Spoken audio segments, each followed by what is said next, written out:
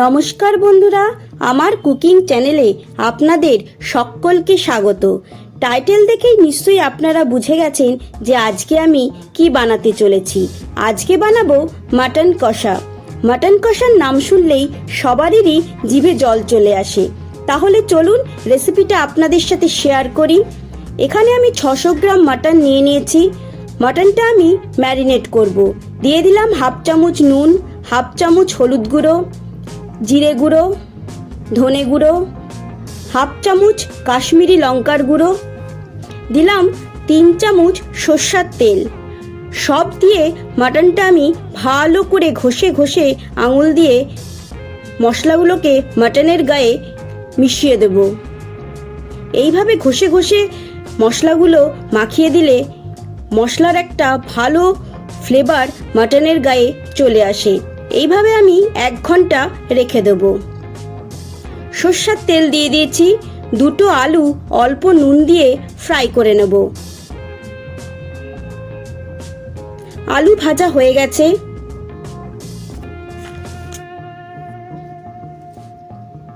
ওই তেলের মধ্যেই দিয়ে দিলাম দারচিনি, এলাচ, গোটা গোলমরিচ, লবঙ্গ, বড় এলাচ, জয়িত্রী, আর দেব 2টো তেজপাতা।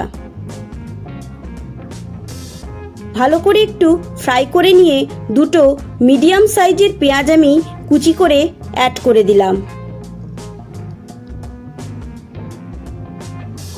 দিয়ে দিলাম 1 চামচ চিনি। চিনিটা আমি এখানে মিষ্টির জন্য ব্যবহার করছি না। চিনিটা ক্যারামেলাইজ হয়ে গিয়ে মাটনে একটা সুন্দর কালার দেবে। দিয়ে দিচ্ছি হাফ চামচ রসুন বাটা, হাফ চামচ আদা বাটা। আদা রসুনটাও পেঁয়াজের সাথে ফ্রাই করে নিলাম। একটা টমেটো কুচি দিয়ে দিচ্ছি।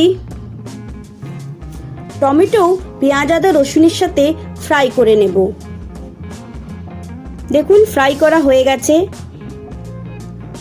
এবার দেব হাফ চামচ হলুদ গুঁড়ো, হাফ চামচ জিরের গুঁড়ো, হাফ চামচ ধনে গুঁড়ো, আর দেব হাফ চামচ কাঁচা লঙ্কা বাটা। অল্প জল দিয়ে আমি মশলাটা ভালো করে কষিয়ে নেব। মশলা কষানো হয়ে গেছে। এইবার আমি ম্যারিনেট করা মাটনটা অ্যাড করে দেব।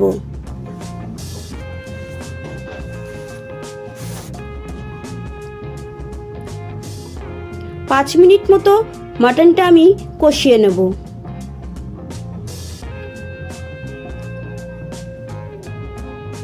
ছ চামচ মতো আমি টক দই ফাটিয়ে রেখেছি। এইবার দইটা অ্যাড করে দিলাম। দই দিয়েও আমি 5 মিনিট মতো কষিয়ে নেব।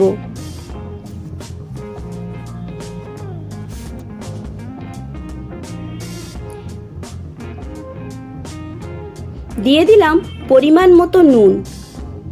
এইবার ঢাকা দিয়ে আমি আরও 5-7 মিনিট মাটনটা কষিয়ে নেব। মাটন থেকে দই থেকে ভালো পরিমাণ জল বেরোবে। দেখুন কতটা জল বেরিয়েছে। এই জলেই মাটনটা আস্তে আস্তে আমি কষিয়ে নেব। এই সময় গ্যাসের ফ্লেমটা একদমই লো টু মিডিয়ামে রাখবেন। মাটন যত আস্তে আস্তে কষানো যাবে মাটনের কালার ততটাই ভালো আসবে। দেখুন জল অনেকটাই শুকিয়ে গেছে। মাটনের কালারও ধীরে ধীরে চেঞ্জ হতে শুরু করেছে। এইভাবেই ধীরে ধীরে মাটনটা কষিয়ে নিতে হবে।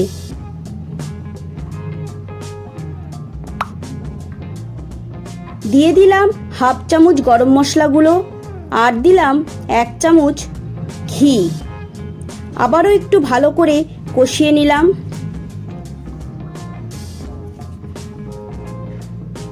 দেখুন মাটন কষানো একদম হয়ে গেছে। এইবার আমি প্রেসার কুকারে মাটনটা দিয়ে দিয়েছি। অ্যাড করলাম আগের থেকে ভেজে রাখা আলু, আর দেব পরিমাণ মতো গরম জল। কিছুটা জায়ফল আমি গ্রেট করে দিয়ে দিচ্ছি। এটা একদমই অপশনাল, আপনারা না চাইলে স্কিপ করতে পারেন, তবে দিলে খুব সুন্দর একটা ফ্লেভার আসে।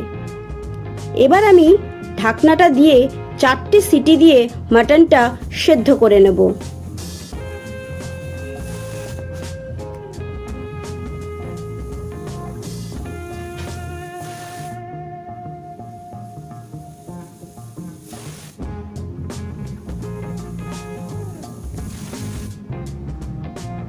গ্যাসের ফ্লেমটা আমি বন্ধ করে দিয়েছি। এবার দেখুন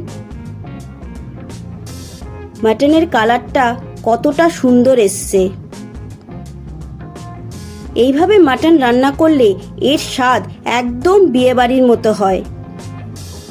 আপনারা অবশ্যই একবার বাড়িতে এইভাবে মাটন ট্রাই করবেন। এই রেসিপিটা আপনাদের ভালো লেগে থাকলে আমাকে অবশ্যই একটা কমেন্ট করবেন। ভালো লেগে থাকলে লাইক করবেন আর বন্ধু ফ্যামিলি মেম্বারদের সাথে শেয়ার করবেন। আবার আপনাদের সাথে দেখা হবে নতুন রান্নার একটা রেসিপি নিয়ে। ধন্যবাদ।